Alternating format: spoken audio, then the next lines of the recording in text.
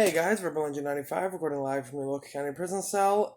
This is a fight that I'd actually kind of pushed off to the side, um, because I was gonna do another fight that could be considered a theme if I did them back to back. So I wanted to push this one to the side, but I decided to do this one first, and it's not important. Anyway, this is one and this has actually been hyped for me because in the research of it, I've been looking at like trailers and shit and like fan made death battle trailers and everything, and then like looking at like the source material for both of these, and it's actually it's been looking really cool. Um, so the fight is Freddy Krueger from A Nightmare on Elm Street versus Pennywise from It. Well, the creature's name. Okay, let me clarify something. The creature's name is It. I'm aware of that. For the sake of simplicity, I'm just going to refer to It as Pennywise. And I'm going to refer to Pennywise as male. Because it's fucking easier, okay? If Pennywise has an issue being referred to as a male, he can come tell me, okay? Like, let's just, then, like, let's get that out of the way. It's a fictional fucking character. Nobody cares if I misgender it, alright? So this fight, the problem with somebody like Freddy Krueger is there's not so much specific about him in his genre that there aren't like a million other similar horror movie monsters, right? So like Freddy Krueger could be paired against, well, first of all, the easiest would be Freddy versus Jason because of the movie, right? And they were both in Mortal Kombat, and yeah. Then but then like that's kind of an issue with putting any horror movie monsters in. Really, is that they all have multiple matchups that you could do. So like, which one feels right? And this one was just like, all right, but there's probably a better one. And then I looked at honestly, I feel like this might be the best one. I mean, you could say like the Creeper or Pinhead's one of my personal favorites, and I wish I could find a death battle for Pinhead specifically. I just feel like the Freddy Krueger and Pennywise is just like the perfect. I mean, there's the fear element. Well, it's a horror movie, so fear is just a given. But well, okay, not every horror movie is scary, but um their fear is intended, let's put it that way. But like these two literally are powered by fear, and I really try to stabilize this a little bit. I'm gesturing a lot. These both of these characters are literally powered by fear. They're both eternal beings. They both, I mean, again, this is kind of just a horror movie trope, but they both specifically target children, like prejudicely target children, whereas like teenagers dying is just like a side effect to half the like. But this is like, no, we I mean, so does Jason for that matter, but meh. So yeah, and they're both supernatural and technically have no limit to their abilities, but I'll get into that into it. So point is, I think this is probably the proper fight for Freddy.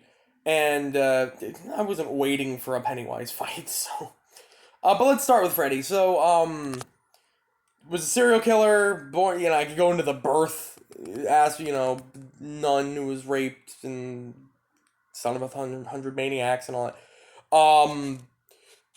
But yeah, so he was a serial killer who got off with a quirk in the law, and because of that, the parents burned him alive, and then he was confronted by dream demons, who are these, godlike beings that preside over the powers of dreams. So they gave him the ability to basically be eternal and stay alive within the dreams, but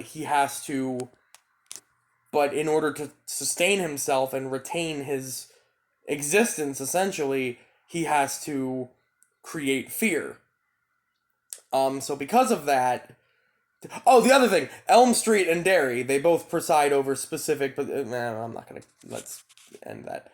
Um, so he has to, create fear of him specifically, and he has to, um, he has to do it through their dreams. Now, when he becomes powerful enough, he can exist in the real world, but when he exists in the real world, he loses his supernatural abilities, um, and he can be physically harmed, and he can even be killed, but when he's killed, he just, returns to the kind of ethereal dream world where he has to then regain his power. And again, while he's in that world, if he's powerless in that world, if he doesn't have the power to, invade dreams, he has to, he can only gain that power back through fear.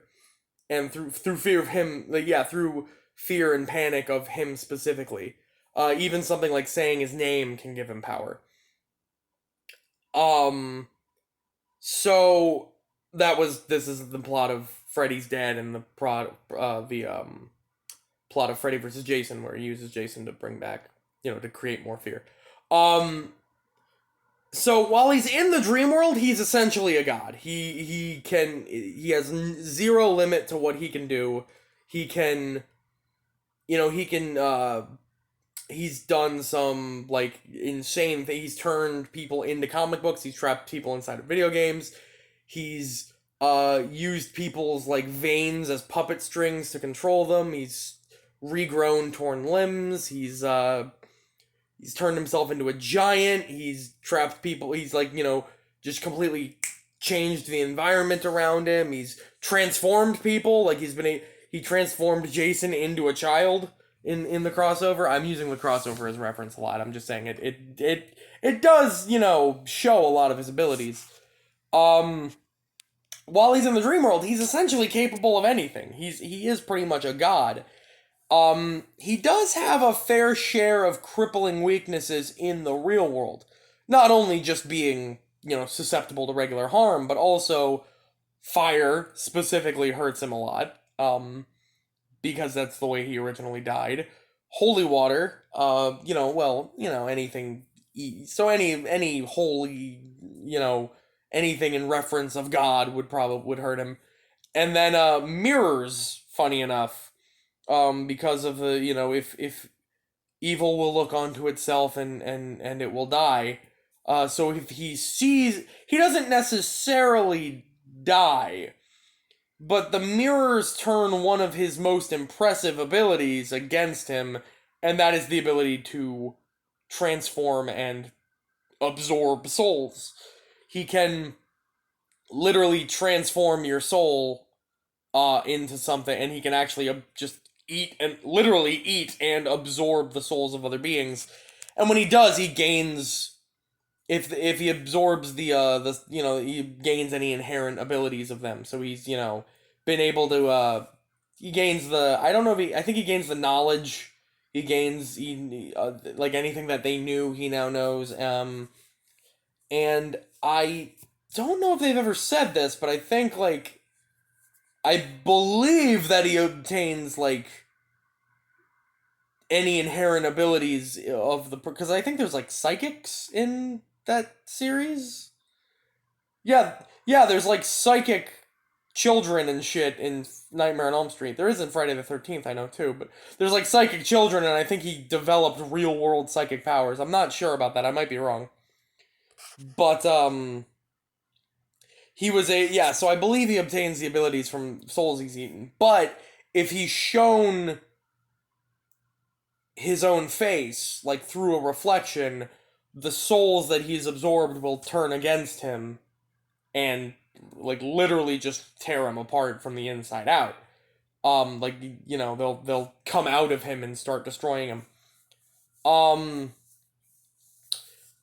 But Oh, bullshit. Freddy does already have. Yeah, he already has because he can invade your dreams, he can invade your mind, he can mind reading, telepathy, shit like that. I knew he had that. Okay.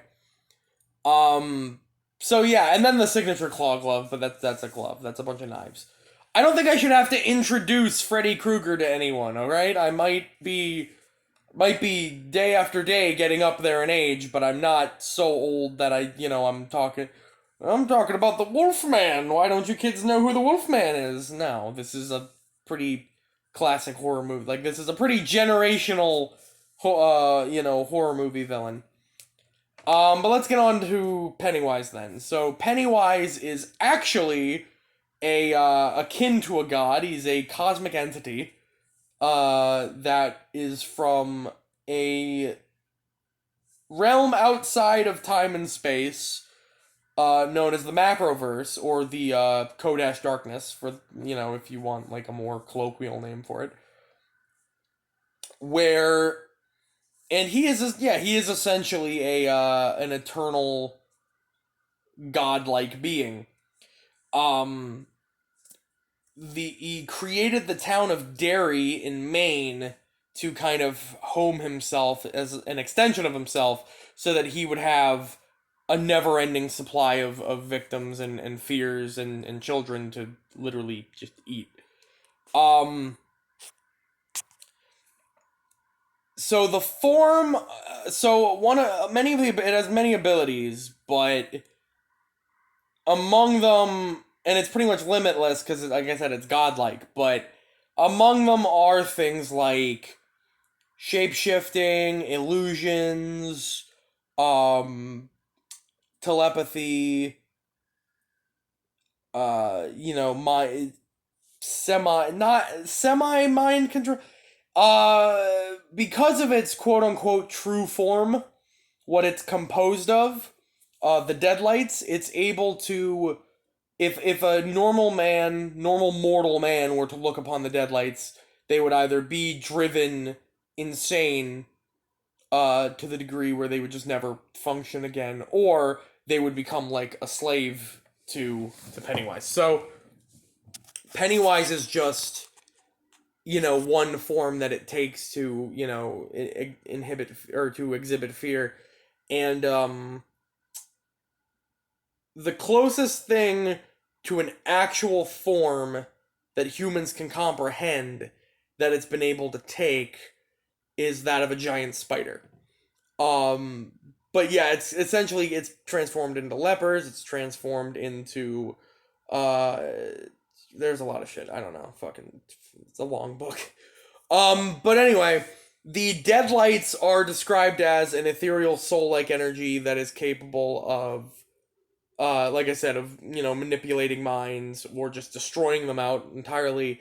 And the other ability that Pennywise has is to open up a doorway to the Kodash Darkness, being able to, and that realm, the Macroverse, is actually home to pretty much all of the different beings, all of the different extra dimensional monsters that in the Stephen King universe. So it's home to the Tommy Knockers. It's home to, shit. I had like a list and I can't remember. Stephen King has a lot of monsters. All right, so yeah, it's actually the one constant home to all of those, and it's actually made an appearance in other books, but that's not getting to that.